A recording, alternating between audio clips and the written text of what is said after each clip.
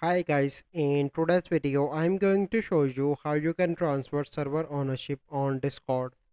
So the first step you need to do is to open Discord on your PC and select your server and click on this arrow on the top left, and here you can see different options, and from here you simply need to click on server settings.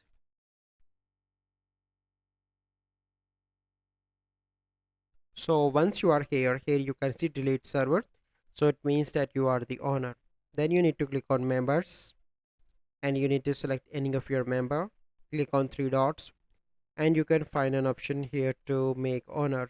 So because currently that is the bots, so that's why I am unable to make bots member owner. But if you have any member, you need to click on three dots and you can easily make that person your Discord server owner. So this is the process how you can transfer server ownership on Discord. So I hope you find this video helpful. If you find this video helpful, must like this video, subscribe to our YouTube channel for future videos. We'll see you in the next video. Thank you. Have a good day.